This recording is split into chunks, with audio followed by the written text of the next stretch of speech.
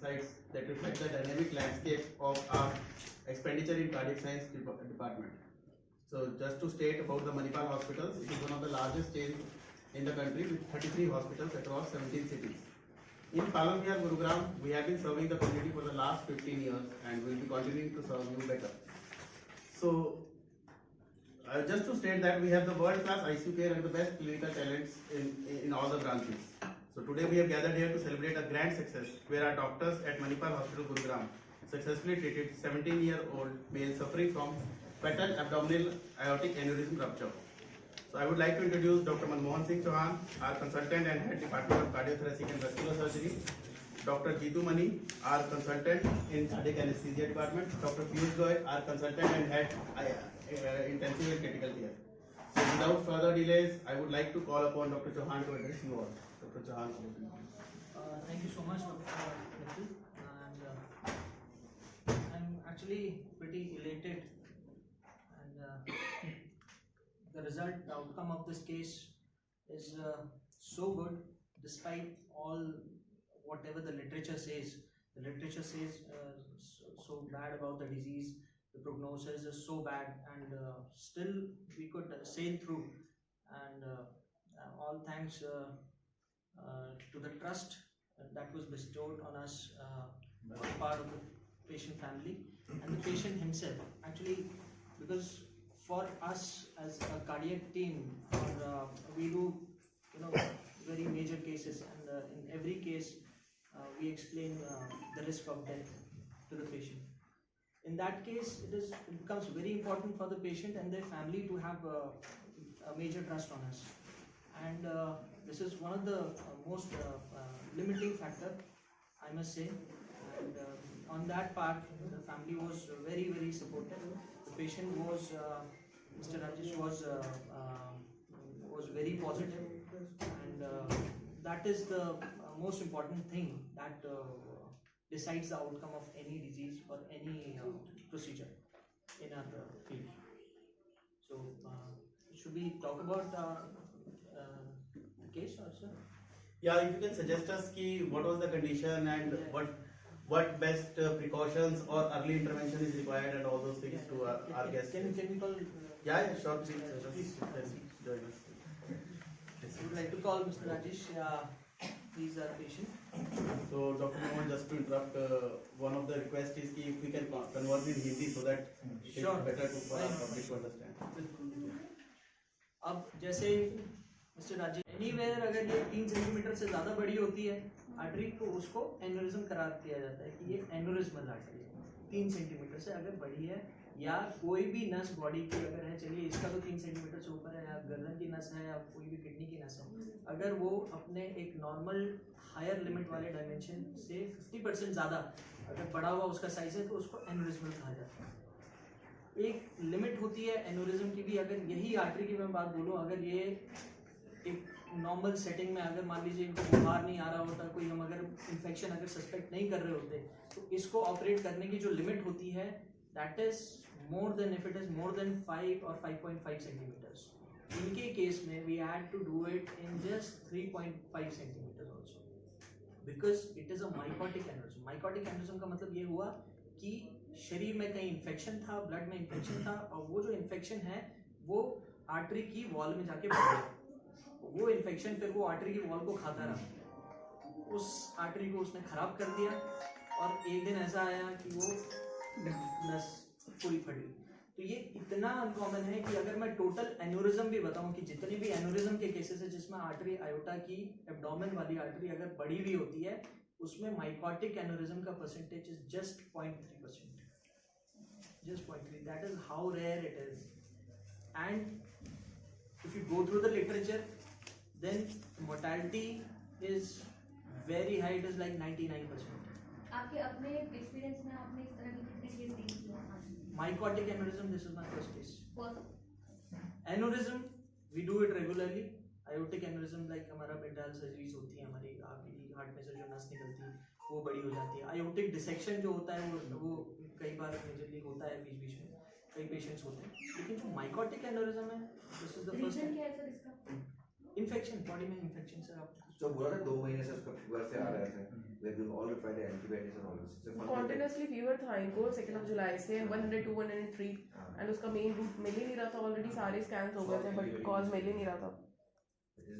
Sir अभी जो patient हैं जैसे अब तो नॉर्मल हो चुके हैं, तो अभी क्या प्रिकॉशंस ले रहे हैं फिलहाल? ये Precaution देखिए- क्योंकि आफ्टर जो ऑपरेशन जो भी सर्जरी हो, ये बहुत इंपॉर्टेंट लगता है कि अभी क्या प्रिकॉशन उन्हें रखना होता है अपनी लाइफ में। देखिए इनको मैंने जैसे आपको बताया कि मल्टी ऑर्गन इश्यूज थे। हाँ ऐसी भी इस बीमारी के साथ जिस पेशेंट को मान लीजिए इनकी तो 70 ईयर के आसपास उम्र है, हाँ अगर ये मैं एक जवान आदमी भी लाके खड़ा कर दूं इस बीमारी के साथ, उसके भी सर्वाइवल चांसेस बहुत कम है। हाँ इनकी उम्र में तो मल्टी ऑर्गन डिसफंक्शन हो चुका था, अच्छा इनकी किडनी बढ़ गई थी, इनके लिवर के एंजाइम्स बढ़ गए थे, इनके बॉडी में ब्लड में अमोनिया लेवल इतना बढ़ गया था, लंग्स भी कोलैप्स कर गया था, लंग्स भी एक बार कोलैप्स हुए थे। तो lungs, liver, kidney, it is just one thing that was working nicely, that was heart, अच्छा and that is probably what saved us. How many days he was in OT? In emergency and In ICU. ये ICU और दूसरा ये rupture पहले हुआ था या जिस दिन ये आए उस दिन? रप्चर जिस दिन आए उसी दिन। रात को हुआ। Because it was ज़्यादा matter of समय few नहीं ले hours. सकते। It was matter of few hours. I think the morning 4 o'clock. Morning 7 o'clock I called the ambulance, no I called And you have ambulance taken the OT in the 10 मेरे ख्याल से o'clock. and 10:30 was in OT, Emergency में कितने दिन? Emergency नहीं है, फिर ICU में shift ICU करते directly ICU shift, हैं। फिर आईसीयू में शिफ्ट करते हैं। आईसीयू में मेरे 15 ख्याल से days. 15 दिन के आसपास आईसीयू में 15-16 days in ICU. कि इतनी सारी चीजें इश्यूज चल रहे थे सारे। Good thing about us and because many times I have seen people labelling hospitals like doing कि जी वेंटिलेटर पे रखते हैं, मतलब मैं किसी के बारे में नहीं बोलूंगा, मेरे को नहीं लगता कोई भी डॉक्टर इस किस्म की एक्टिविटी करता है कि जानबूझ के किसी मरीज को वेंटिलेटर पे ज्यादा रखेगा या जानबूझ के जिसकी जरूरत नहीं है उसका डायलिसिस कराएगा। And same thing I want to stress here also that we did the same thing. हमने अब फैमिली से they are there with us कि जिस दिन हमने सर्जरी की उसके अगले दिन ही हमने उनको वेंटिलेटर से बाहर निकाला। हाँ, जो भी चेंजेस आ रहे थे किसी भी चीज में, चाहे वो रिपोर्ट्स में आ रहे थे, चाहे ब्लड प्रेशर में आ रहे थे, एवरीथिंग वाज मॉनिटर्ड। और जैसे आप पूछ रहे हैं कि आगे के लिए क्या रहना चाहिए प्रिकॉशंस, देखिए मोस्ट इंपॉर्टेंट चीज ये है कि ये हाइपरटेंशन के पेशेंट हैं, बीपी इनका ज्यादा रहता है। अच्छा, इनके सर जैसे ब्लॉकेज है, आपने बताया कि हार्ट इनका वेल काम कर रहा था, तो समथिंग ब्लॉकेज, माइनर ब्लॉकेज था या नहीं? किसमें, हार्ट में? हाँ हार्ट में। नहीं, हार्ट का तो हमने असेस नहीं किया सर। हार्ट में कोई प्रॉब्लम नहीं थी। हमने अच्छा, echo आपने कराया, बताया कि नॉर्मल जो भी हो। हार्ट नॉर्मल, हार्ट ही नॉर्मल था, बाकी सब हार्ट ही हमें बाहर निकाल के लाया। हाँ, हाँ, अगर इस सिचुएशन में अगर किसी पेशेंट का अगर हार्ट फंक्शन भी अगर खराब होता है हाँ, तो वो फिर डेड एंड है, बिल्कुल। उसमें फिर हम कुछ खास नहीं कर सकते। लेकिन हार्ट अच्छा चल रहा था, तो हार्ट, इसलिए मैं कहता हूँ heart is the main engine. उसको सबको आप लोग भी आपको सबको उस चीज को बहुत मेंटेन करके रखना चाहिए। एंड जैसे सर का है हाइपरटेंशन है, अभी फिलहाल हम बस बीपी कंट्रोल कर रहे हैं और एक खून पतला करने वाली दवाई दे रहे हैं। बाकी सारे ऑर्गन्स ठीक काम कर रहे हैं। हाँ, right now all this investigations are good. Every month इनका ब्लड टेस्ट होता है सारे, उसका तो सब रिपोर्ट्स किडनी की रिपोर्ट्स ठीक है, लिवर की रिपोर्ट्स ठीक है, सब रिकवर हो गया जल्दी जल्दी। बॉडी में इतनी ताकत होती है कि सब कुछ ठीक कर लेती है खुद। कॉमन मैन के लिए क्या संदेश है आपका? कॉमन मैन के लिए Medically it is a tough case, हाँ। but कॉमन मैन के लिए देखिए ये तो बहुत रेयर केस हो गया, लेकिन कॉमन मैन के लिए मैं ये मेरा एक संदेश है, जैसे बीपी है, ब्लड प्रेशर है, blood pressure is a silent killer. जो इनकी आर्टरी बड़ी है साइज में, वो ब्लड प्रेशर की वजह से बड़ी है, that is long standing blood pressure, hypertension. एक तो लेकिन डैमेज तो इन्फेक्शन ने किया ना। डैमेज इन्फेक्शन ने किया है, लेकिन अगर ब्लड प्रेशर का अगर इन्फेक्शन डैमेज भी नहीं करता, हाँ। ये ना सब में बढ़ती रहती, हाँ, वो प्रॉब्लम आती है। शायद इनको आज इमीडिएटली प्रॉब्लम नहीं होती, बुखार हो से सकता है। बुखार नहीं आता उसमें, फिर हाँ, बुखार नहीं आता उसमें, फीवर आया है ये।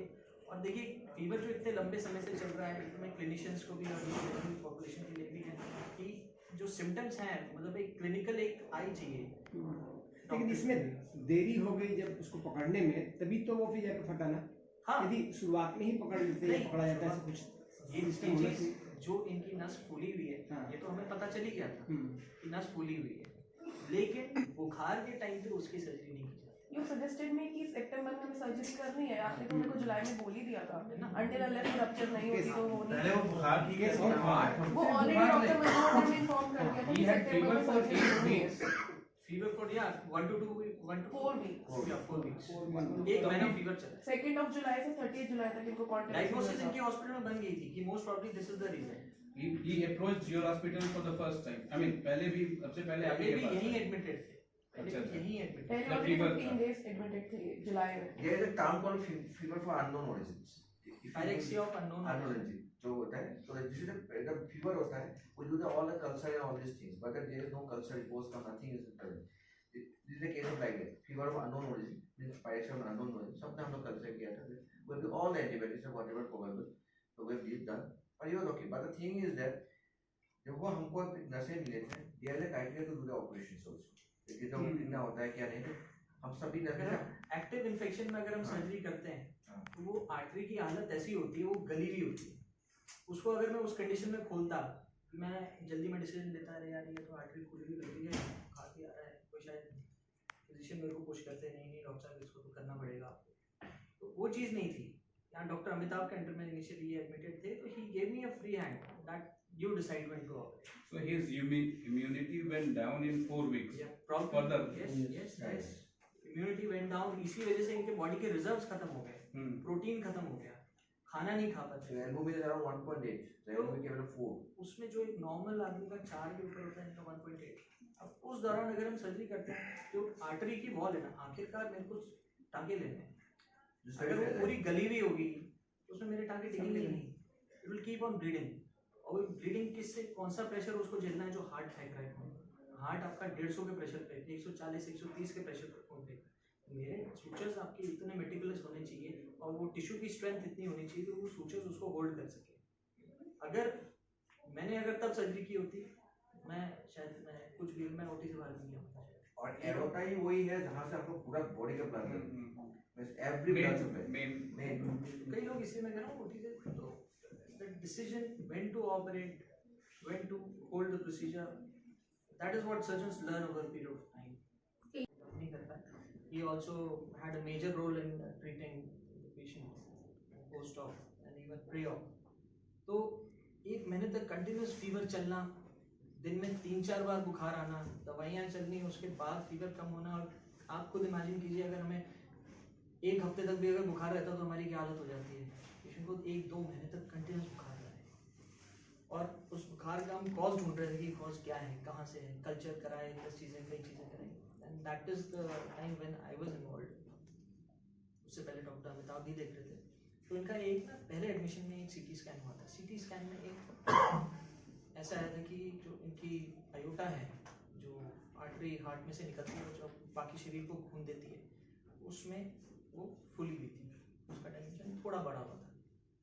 अब लेकिन बुखार क्योंकि परसिस्टेंटली आता है, तो उसमें हम लोग प्रेफर ये करते हैं कि सर्जरी इमीडिएटली ना की जाए, क्योंकि उस दौरान अगर वो टिश्यू अगर ख़राब है या ऑलरेडी अगर मरीज को बुखार आ रहा है, तो उसमें आउटकम अच्छा नहीं होता है प्रोसीजर का। इसीलिए हमने वेट किया। फीवर इनका काफ़ी सबसाइड हुआ, फिर ये घर चले गए, घर जाके भी इनका फीवर ठीक था। बट एक दिन फिर इनको रात को अचानक से पसीना बहुत ज़्यादा आना, ये सब ऐसा, बैक एक बहुत ज़्यादा कंप्लेन कर रहे थे, नीचे लोअर बैक एक, और बहुत घबराहट सी महसूस हुई। और उस दौरान ये फिर इमरजेंसी में लेके आई फैमिली में, और इमरजेंसी में लाके जब इनका पहली बार जो ब्लड प्रेशर देखा गया वो करीब 50 या 60 के आसपास था। नॉर्मल ब्लड प्रेशर 120/70 60-80 के आसपास होता है। इनका ब्लड प्रेशर जो रिकॉर्ड हुआ था दैट वाज अराउंड 50-60 के आसपास, जो ऊपर वाला होता है। और जो हीमोग्लोबिन की रिपोर्ट आई वो करीब करीब 5 या 6 के आसपास थी। तो इतना हम लोग को सस्पेक्ट हो गया था कि कुछ ना कुछ अंदर ब्लीडिंग हुई है मेजर। फ्लूइड चढ़ाया गया, एक ब्लड दिया गया, इस दौरान एक सीटी स्कैन किया गया। सारी चीज़ें बड़ी जल्दी जल्दी हुई। और सीटी स्कैन में पता चला जो वो नस फूली हुई थी, उसका जो पीछे वाला हिस्सा है, जैसे ये नस यहाँ से अगर जा रही है, उसका जो पीछे का हिस्सा है जो स्पाइन के साथ लगता हुआ है, वहाँ पे एक छेद हो चुका था। और उस छेद के वजह से जो खून का रिसाव बाकी टिश्यू में हो गया था, वो पूरा ब्लड फैल गया था, जिस वजह से ऑल ऑफ सडन हीमोग्लोबिन 5 से 6 पहुंच गया, 50-60 का बीपी आ गया। ऊपर वाले का शुक्र है कि वो ब्लीडिंग जो है कंटेन हो गई एक जगह, वो रुकी कहीं ना कहीं। अगर वो एकदम ही पूरी फ्री स्पेस में अगर फट जाता तो कोई मरीज जिंदा नहीं बचता है। तो ये मैं तो कहूँगा कि ऊपर वाले का हाथ है कि ये हॉस्पिटल तक पहुँच पाए। हमें भी कितना 2 घंटे के आसपास हमें मिला उनको ओटी में ले जाने से पहले।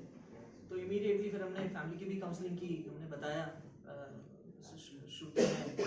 डॉटर इन लॉ है तो उनको भी हमने एक्सप्लेन किया कि सन को भी कि जी the gravity of the situation की इतनी मेजर प्रॉब्लम है और हमें इमीडिएटली सर्जरी करनी पड़ेगी। तो किसी भी फैमिली के लिए इमीडिएटली डिसीजन लेना बड़ा मुश्किल होता है, बट लेकिन they showed faith in the institution on us and we did all whatever was possible and we immediately rushed him for surgery. अब सर्जरी के टाइम में मैं आपको बताऊंगा कि जब हम सर्जरी करते हैं तो बेहोशी की हालत में सर्जरी की जाती है।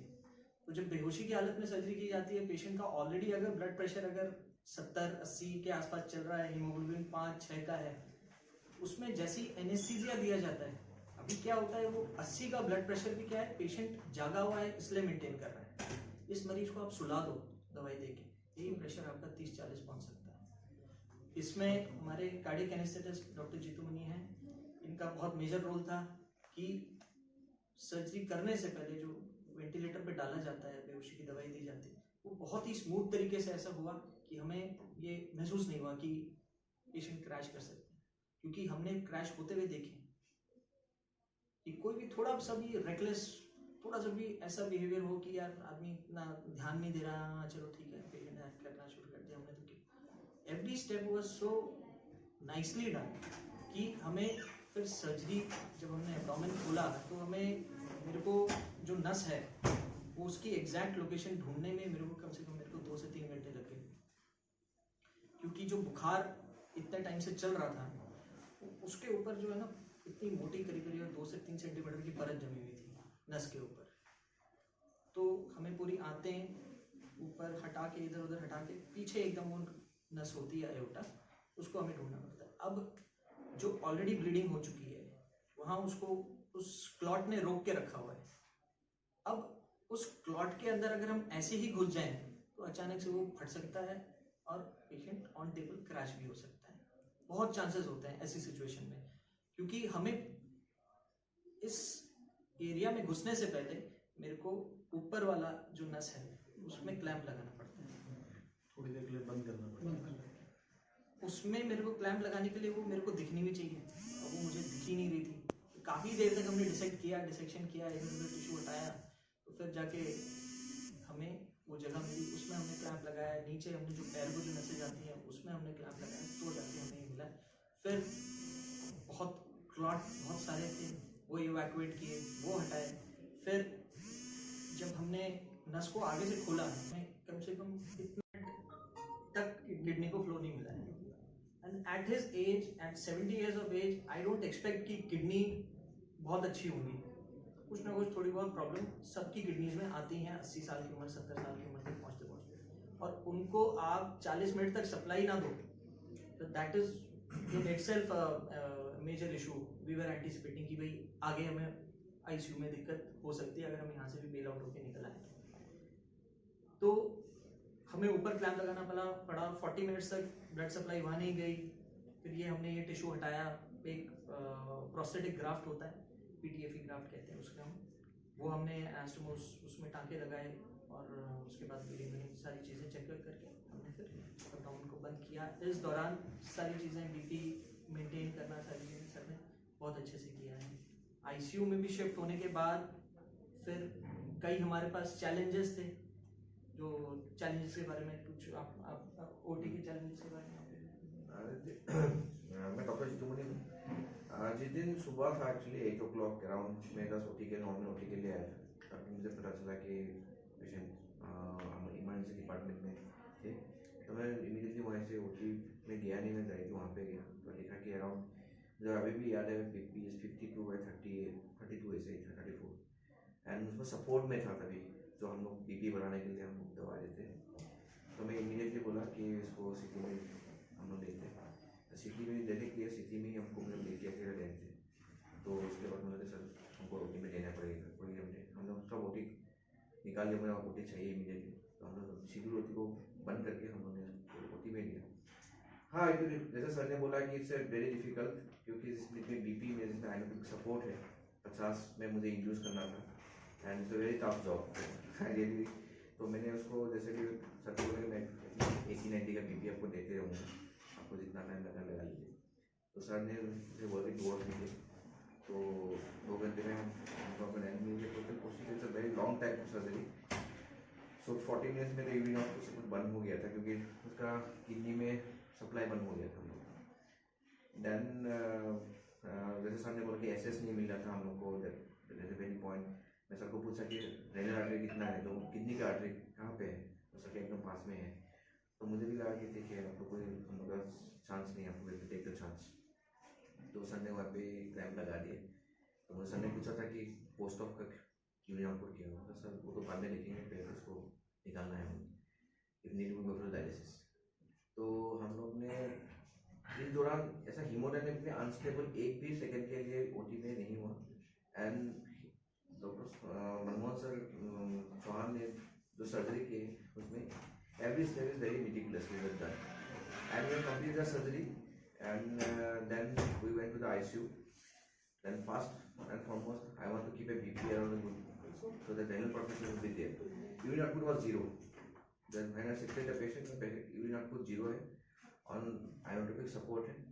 लेकिन हम लोग ने पूरा ओटी में जो हम लोग को बीपी चाहिए था, जैसे हार्ट रेट वगैरह, ऑक्सीजन का मात्रा, सब कुछ नॉर्मल में रहता था, टेम्परेचर वगैरह सब कुछ। देन इमीडिएटली आईसीयू में गए हम लोग। तो यूरिन आउटपुट नहीं तो क्या करना है, तो मैंने बोला कि ठीक है, हम तो सीधा डायलिसिस में ले जाएंगे, I will give it I will see. क्योंकि हमारे में क्या होता है कि सिचुएशन कई बार क्या होती है, try to avoid dialysis in most of this. तो मुझे लग रहा था कि if I give a BP of around 130 और 40, उसका रेनल परफ्यूजन हो जाएगा, किडनी का परफ्यूजन और यूरिन आ जाएगा। अगर नहीं आता हम देखेंगे। तो fortunately I have given all, हम लोग वहाँ पे रहे पूरा। तो उसके बाद धीरे धीरे बूंद बाय बूंद, पहले 10-5 ml, तो एक बार शुरू हो जाता था मुझे ऐसा हो जाता था, बाकी सब नॉर्मल थे। याद है हमें, आपको भी कई बार हमने ब्रीफ किया है इस मामले में। Because good thing about unit was that the family was briefed very frequently, मतलब दिन में 3 बार 4 बार जब भी आप थे, we were always there, someone was there जिनसे ये बात कर सके, पूछ सके। क्योंकि मोस्ट ऑफ टाइम्स क्या होता है, तो patient family is very anxious, patient बीमार है, हमारा आईसीयू में है, सिक है, हम किससे पूछे, हमें इंफॉर्मेशन करेक्ट नहीं मिल रही है, हमें नहीं पता चल रहा है पेशेंट हमारा कैसा है। पेशेंट अपने आप उस स्थिति में होते नहीं है कि अपने आप सारी चीज़ें बता सकें, कई बार वेंटिलेटर पे होते हैं, कुछ होते हैं। तो उसमें उस दौरान ये था कि either I was there, doctor Piyush थे वो एक्सप्लेन करते थे, डॉक्टर अमिताभ मिलते थे, दिन में 2 बार वो मिलते थे, मैं 2-3 बार मिल जाता था। तो कम्युनिकेशन गैप कहीं नहीं था, and this is the very good part of this hospital, Manipal hospital. It looks smaller unit, if you compare it with Medanta, Otis, definitely looks smaller, but small does not mean that we are not capable, anyway less, and we have all the less. When it 24/7 on the sir, सबसे sir, इस unit की सबसे अच्छी चीज ये है कि doctors are always available to interact with the patients, they are always there. कभी भी हमें कोई भी क्रिटिकल पेशेंट है, उनके साथ बातचीत करना। and he have some lots of issues also, जैसे he have a lung का issue पहले से था, and he have a issue of the kidney, he have a issue of a liver। तीनों जो मेन वाइटल ऑर्गन्स होते हैं हम लोग के बॉडी का, उसमें डीएनएस थी सब कुछ। सो हम लोग का ये मल्टीटास्क हमको था, I have already told that I know also. So लेकिन जैसे वो यूरिन आना शुरू हो गया, एंड मैंने देखा कि कितने बाद में वो होश में आ गया। मैंने होश में लेके आया उसको अराउंड 6 or 7 hours के बाद। तो मैंने उसमें वेंटिलेटर पर हम रखेंगे, हम कल देखेंगे। तो वे I 2 days only 1 day. One day we keep them on ventilator, then we extubate the patient. And the positive thing is he is very positive person. कभी भी ऐसा नहीं सर आपको दर्द है नहीं, कुछ दिक्कत है, कुछ भी नहीं बोला, जितना है वो बोला है, minimum he is very positive. So we have done nicely, and especially I have to thanks Dr. Piyush sir. So he has supported me a lot during this critical period. उसने अपना सजेशन दिया, हम लोग ने वो combined decision लिया था हम लोग ने, हम जब सर थे. So it's a joint effort from all of us to revive it, this person. And generally when I take the patient, I